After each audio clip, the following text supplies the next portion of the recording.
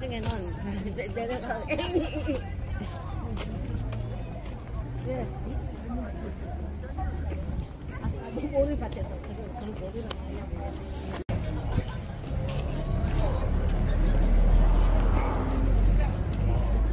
교실 선생님들 예약을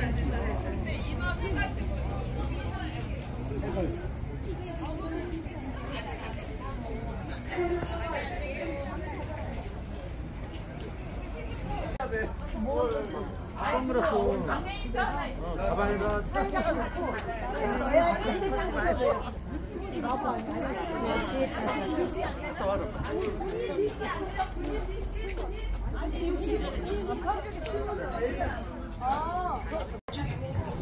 집 주변에 오죽이 많이 자라고 있고 집에 있는 되잖아요.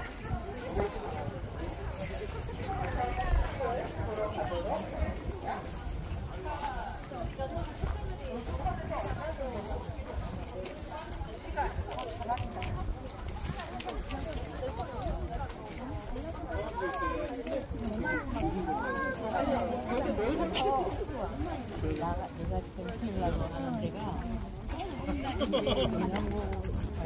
대나무 숲이 있는데 거기 펜션도 왜 우리 집이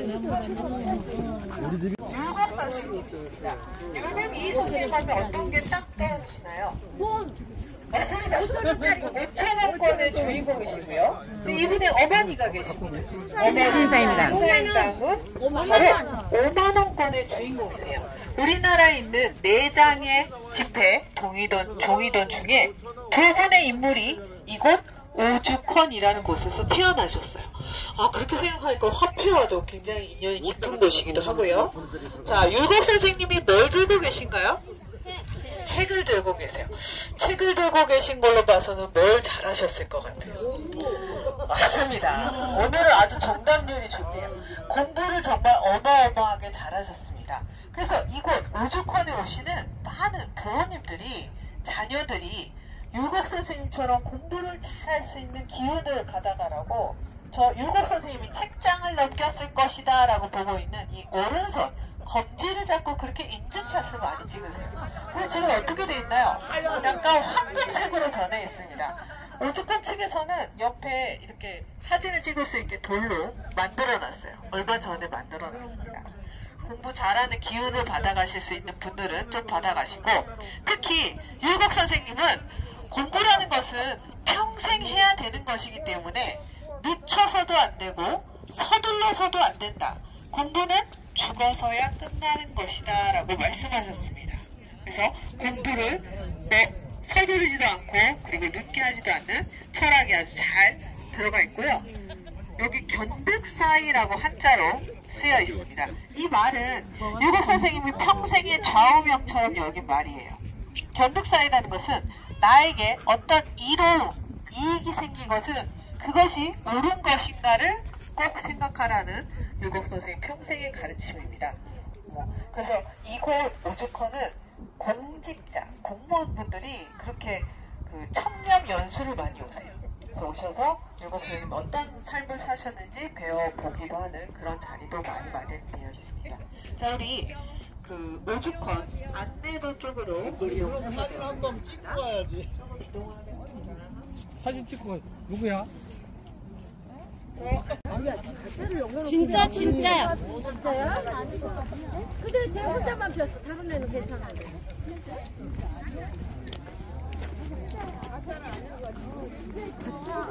여기다 가짜를 놀 리가 있냐? 진짜야? 진짜야. 가짜를 놀 리가 있니? 진짜야.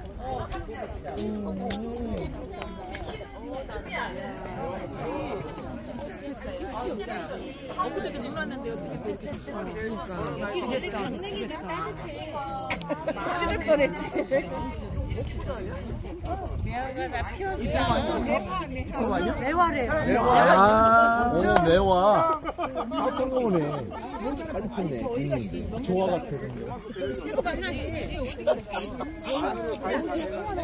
하얀 남자 하얀 옷. 몰라. 이거 몰라. 폈나보다 하는 거지. 매화야? 근데 매화가 분홍색 아니야? 그러니까 컬러가 틀리네. 매화가 분홍색 아니에요? 님의 예술적 재능을 물려받아서 시서화에 아주 등했습니다. 그런 작품들이 지금 8번 안에 전시가 되어 있어요. 물론 그 신사임당의 이런 초충동 풀과 벌레 그림도 병풍으로 이렇게 전시가 되어 있습니다. 신사임당의 그림 작품은 현재까지 전해져 오는 것이 한 40여 점 정도 돼요. 그 안에는 뭐 매화를 그린 그림이라든지 또 이런 풀과 벌레 그림, 그리고 뭐 새를 그린 그림, 특히 포도를 그린 그림 등 아주 다양하게 있습니다. 그런 작품 몇 점이 율곡 기념관 안에 전시가 되어 있습니다. 자, 자경문을 통과해서 4번 오죽헌으로 이동해 보겠습니다. 아니 아빠 잃어버리면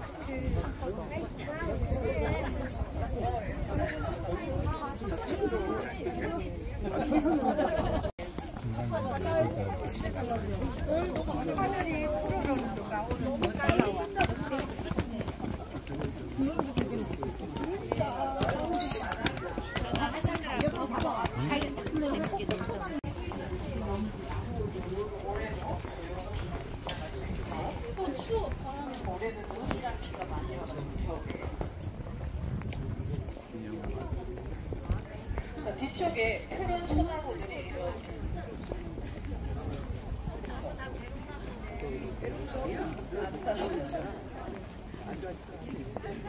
이렇게 계단을 올라가서 오죽헌 쪽으로 안에 들어가면 뚝섬들이 나무들이 이 지금 대롱나무 아 대롱나무 같은 거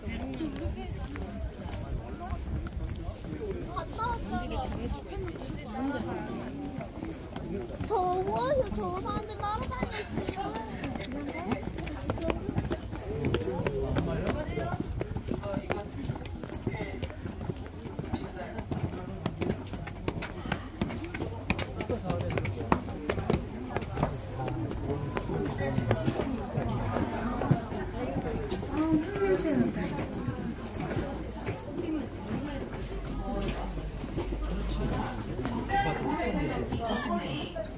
자, 형판을 오른쪽에서 왼쪽으로 까마귀 오, 대나무 주, 집 헌자를 써서 오죽헌입니다. 그리고 안쪽에도 큰 글씨로 우암 송시열의 수제자로 알려진 권상하라는 분이 쓰신 오죽헌이 있습니다.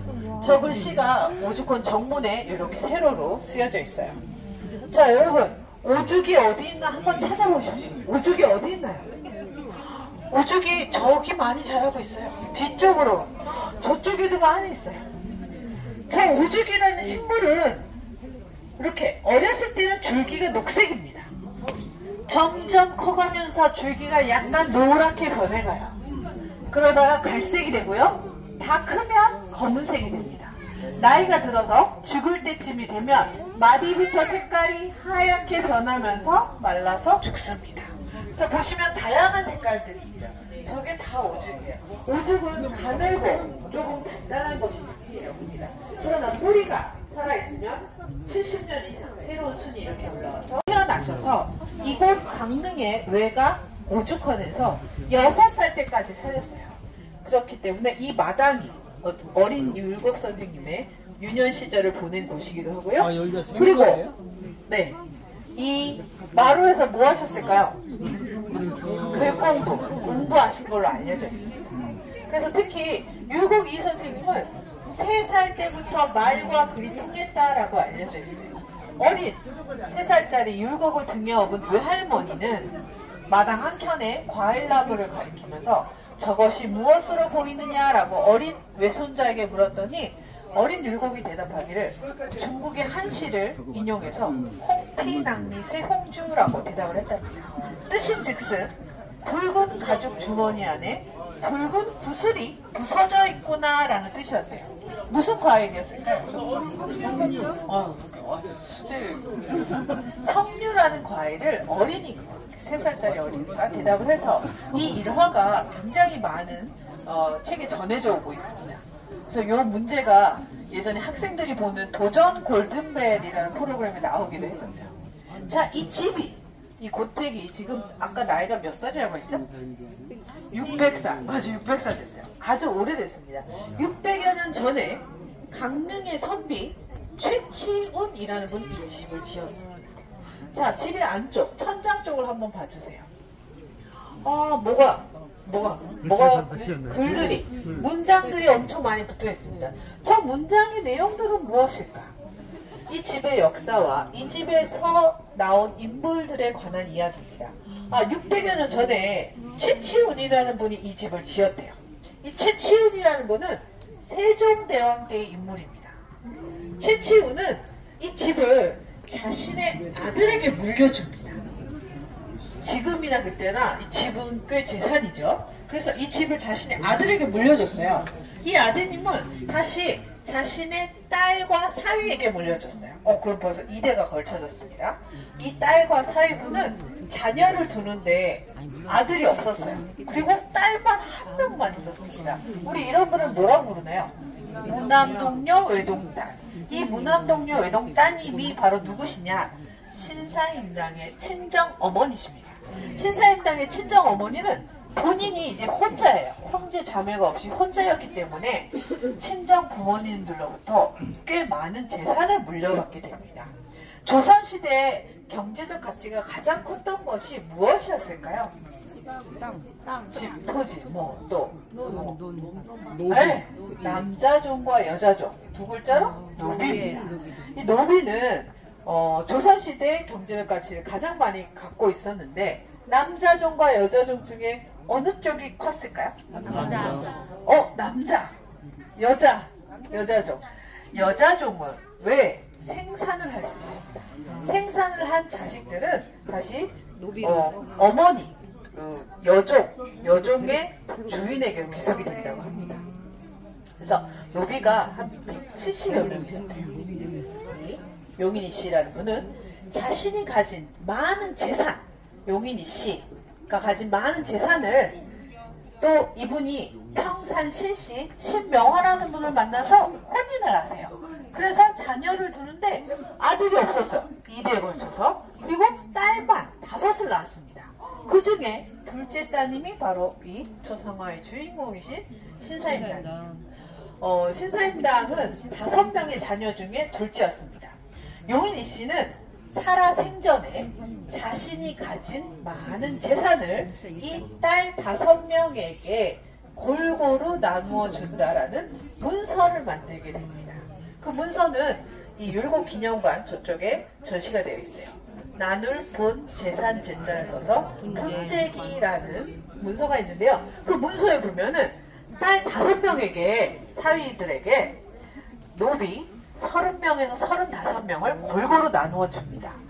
말귀를 잘 알아듣는 노비, 또 튼튼한 노비, 그리고 약간 조금 나이가 많은 노비, 아주 공정하고 합리적으로 자식들에게 나누어 준 뒤에 둘째 딸의 아들이었던 율곡이 외손자죠. 외손자에게는 조상님의 제사를 잘 모셔라라는 책임을 주고요. 그리고 서울의 기와집, 논밭, 노비 5명을 따로 상속을 해줍니다.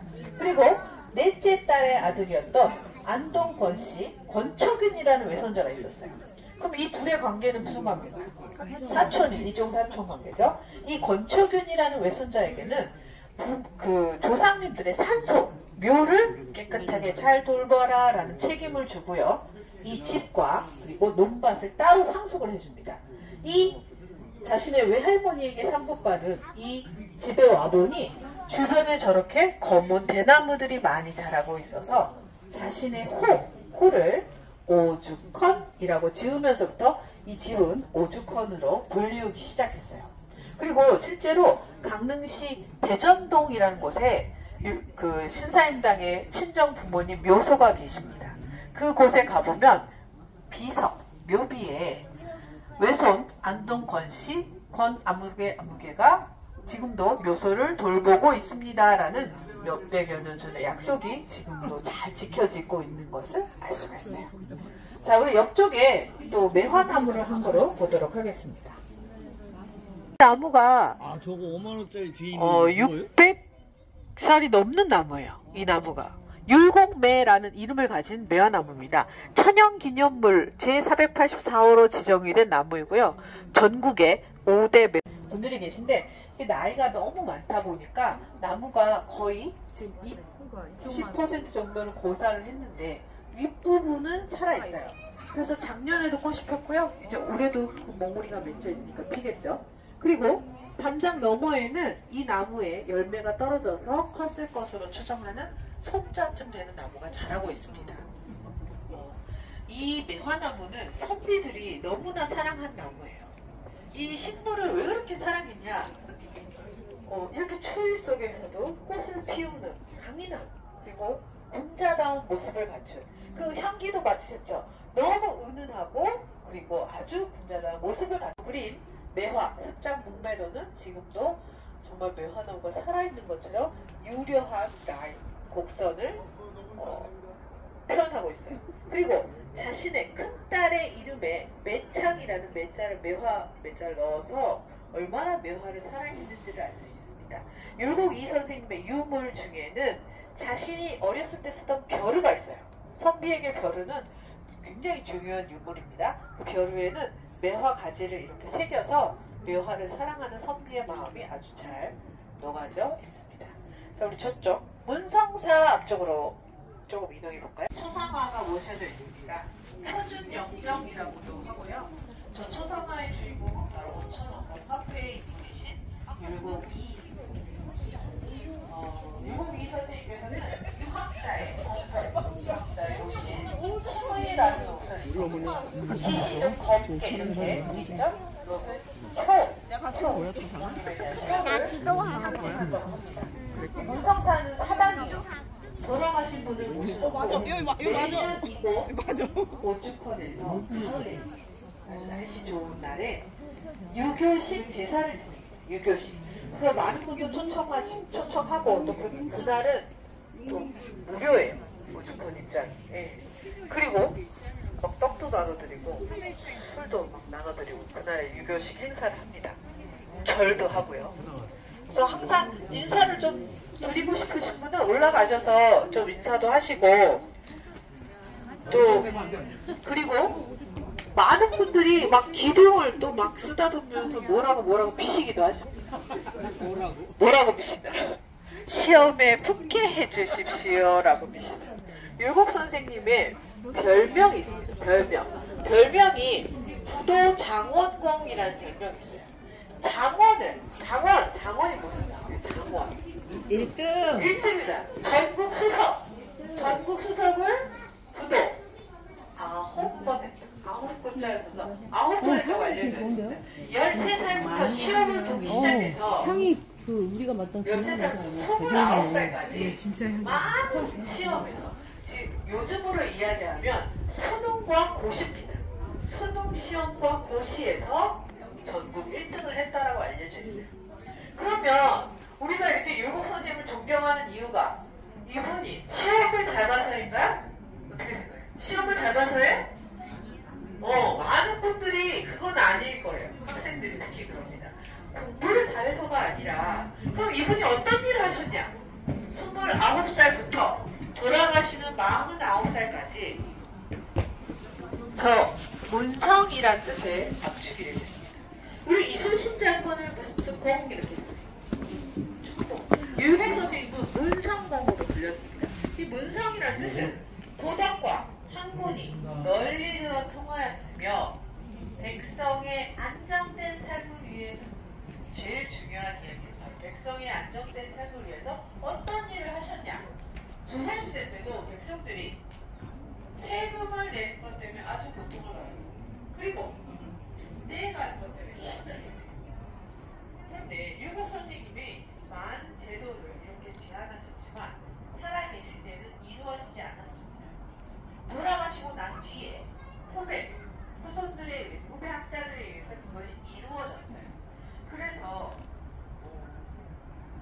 율곡 선생님처럼 미래를 내다볼 수 있는 해안을 가진 분은 정말 진정한 율곡 선생님밖에 없었다라고 당시 여기저기를 지낸 유성룡은 이야기했다고 합니다. 율곡 선생님이 제안하셨던 제도들은 조선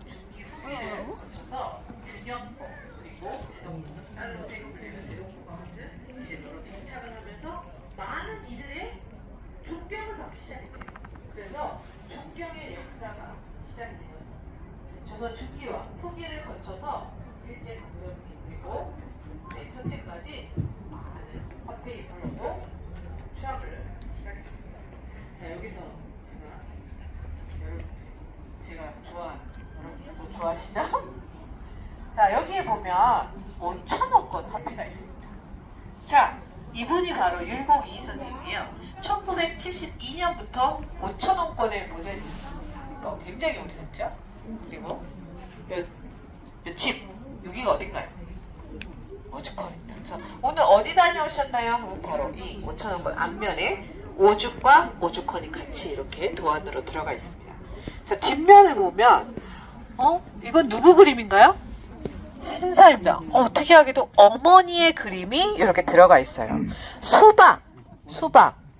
수박을 수박, 오이, 가지 이런 것들 반을 딱 잘라보면 안에 뭐가 많이 들어있나요?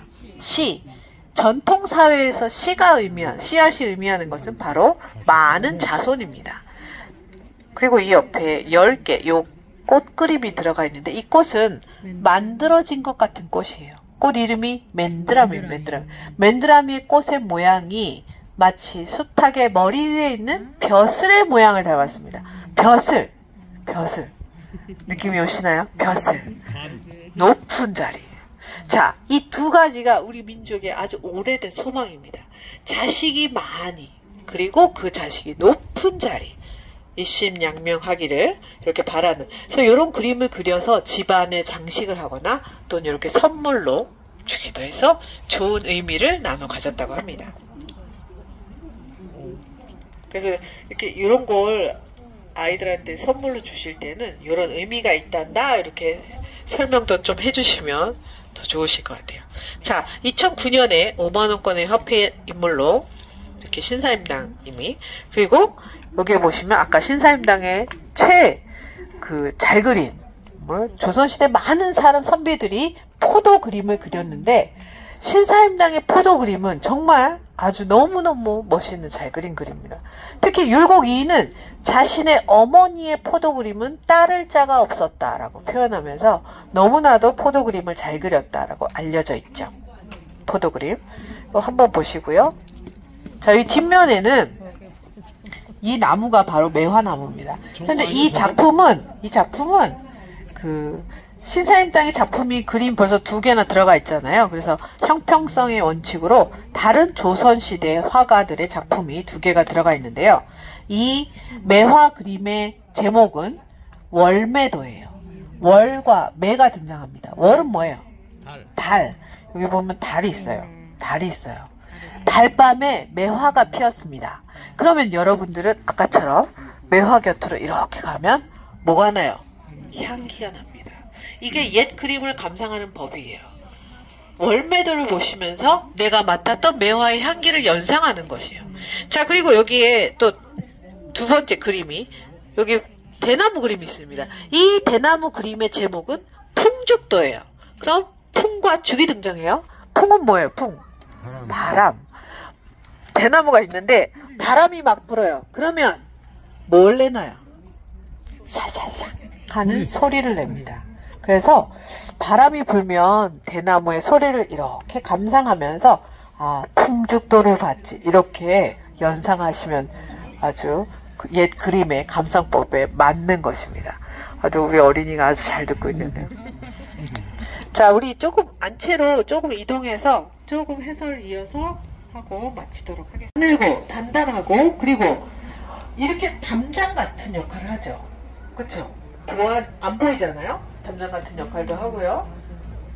마치 검은 묵을 그려놓은 것 같은. 특히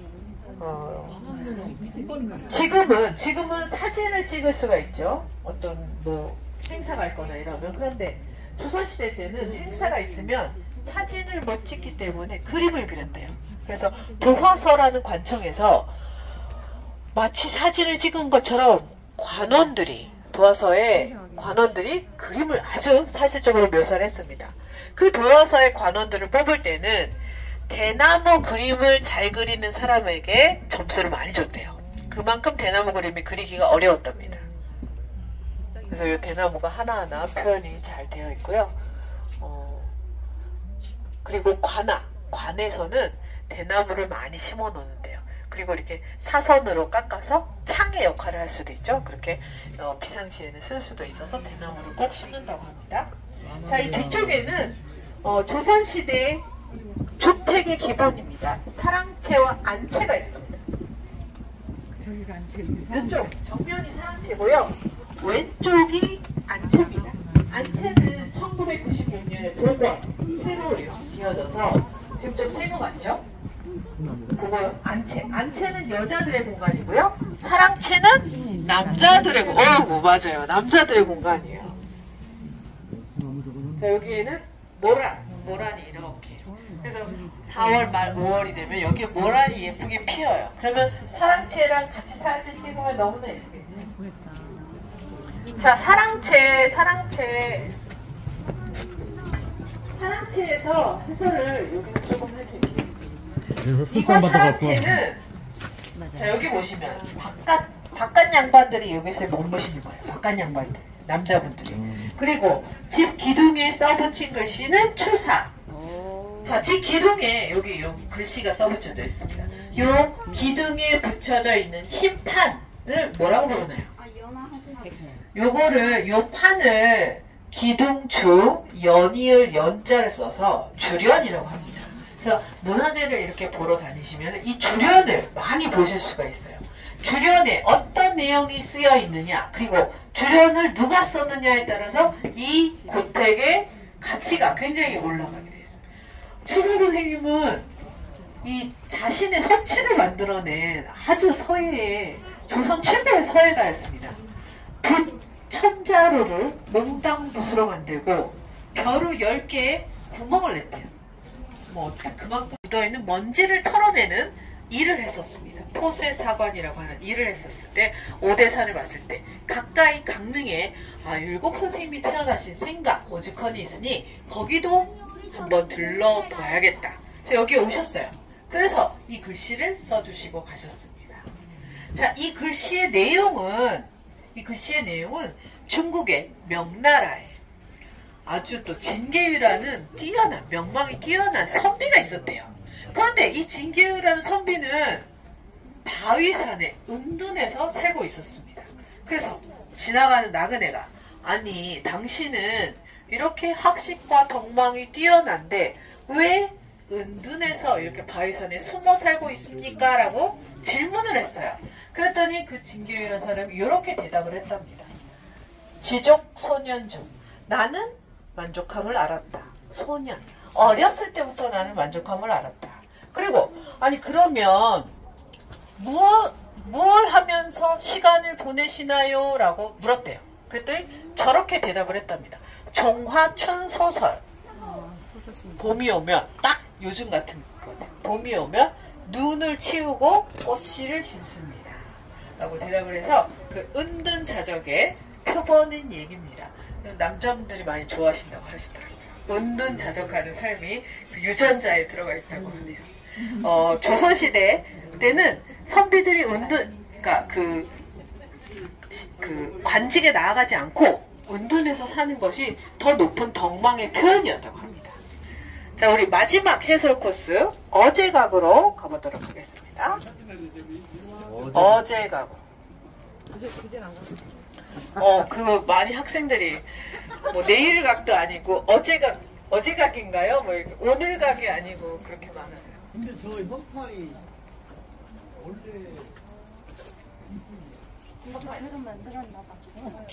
종이 원래는 추사 종이에 쓰죠. 종이에 쓴 것을 판에 판각을 하는 것이죠. 종이는 없어졌죠. 좀 멋있긴 했는데 그것도 시골집 안 가. 옛날 시골집.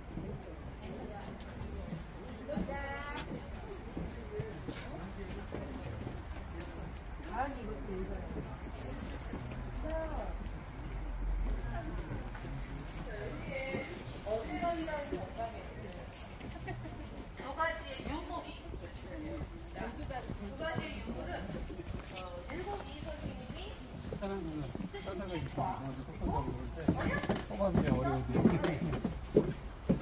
책을 한번 봐주세요. 저 책.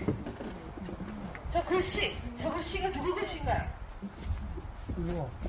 바로 율곡 선생님이 친필입니다. 율곡 선생님 친필. 저 경목요결이란 책은 아까 우리 초반에 동상 봤죠? 동상에서 들고 계시던 책이에요. 저 책은 경목요결이란 책입니다. 경목요결. 네, 뭐 영인본이기도 합니다만. 저 경목요결이라는 책은 이렇게 이제 학문을 시작하는 아이들이 보는 책입니다. 공부를 해서 나는 장차 어떤 일을 할 것인가? 공부를 왜 하나요? 뭐 이런 물음들 있잖아요. 그 물음에 대답하는 책입니다. 경목요결. 제목에서 알 수 있듯이 칠격, 목매할 목, 요결, 중요한 비결이라는 뜻입니다. 어리석음을 깨우치는 중요한 비결. 어리석음을 깨우치려면 뭘 해야 되죠? 공부를 해야죠. 해야 돼요. 저 책은 그래서 교육에 관련된 책입니다. 교육가로서 율곡 선생님이 쓴 책으로 알려져 있고 그 옆에 벼루는 아까 율곡매가 새겨져 있는 어렸을 때 쓰시던 벼루입니다. 조선의 22대 왕이고요. 이름은 이산이라는 이름을 가진 이산. 예전에 옷소매 붉은 끝동에서 정조라는 임금이 있습니다. 이 정조라는 임금은 너무나도 성리학적 소양이 뛰어났어요. 학자형 권지였습니다. 그래서 이 임금을 가르칠 스승이 없을 정도로 이 학문의 깊이가 깊었다고 하는데 자연스럽게 율곡 선생님이 쓰신 많은 책을 가지고 공부를 했어요. 그러면서 존경하는 마음이 생겼다고 합니다. 신하 중에 한 명이 강릉의 오죽헌에 율곡 선생님의 경목요결 친필 책이 있습니다 라는 이야기를 하게 돼요.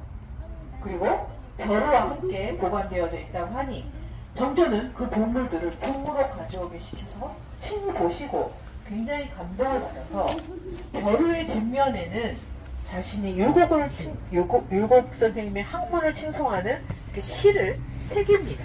그리고 저 책에는 서문, 서평 같은 것을 달아서 강릉의 오죽헌에 돌려보내면서 전각을 지어서 잘 보관하여라. 왜 잘 보관하라고 했을까요? 이렇게 많은 후손들이 와서 볼 수 있도록. 이렇게 역사적으로 많이 중요한 역할을 하신 분들입니다. 그래서 특히 저 서문에 보면은 정조와 율곡과는 한 200년 정도의 시간 차이가 납니다. 그런데 이런 표현을 했어요. 정조가 쓴 표현입니다. 율곡과 나는 200년 정도의 시간 차이가 나지만 그의 글을 읽을 때면 그가 마치 내 옆에 앉아서 다정하게 학문을 이야기하는 것 같고 그의 인품은 비가 온 뒤에 맑게 개인 하늘과 시원한 바람과 같은 선입니다. 그 인품을 상상한 것은 바로 그 시체를, 서체를 보고 상상하는 거예요. 자, 그래서 율곡 선생님의 인품이 어땠을 것 같나요? 학생들이 컴퓨터 같았을 것 같다라고 또 이야기를 합니다. 그래서 여기에 두 가지 유물을 보시고 진짜 마지막으로 저쪽에 오시면은 5,000원권 국권이 있어요. 국권. 옛날 5,000원권. 뒷면에 저 넓은 마당에서 이렇게 사진을 찍으실 수 있는 포인트가 있습니다. 거기서 이렇게 딱 찍으시면 옛날 5,000원권 뒷면처럼 사진이 전체적으로 오죽헌의 풍경이 들어가게 사진을 찍으실 수가 있어요. 그렇게 찍으시면은 또 금전운이 들어온다는 또 이야기가 있습니다. 뭐 공부도 중요하지만 또 현대를 살아가는 금전운에 또 세계 얼른 가셔서 또 어떤 어린이는 엄마 돈 벌러 가자고 막 사진 찍으러 가더라고요. 거기서 사진을 찍으시면 이렇게 또 오죽헌 여행의 마무리를 지으실 수 있을 것 같습니다.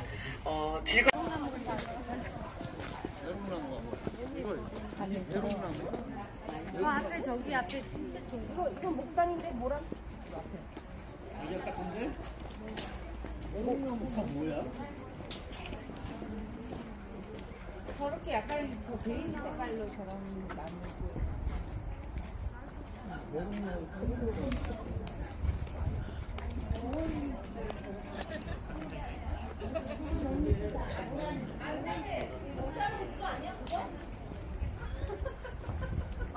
목단.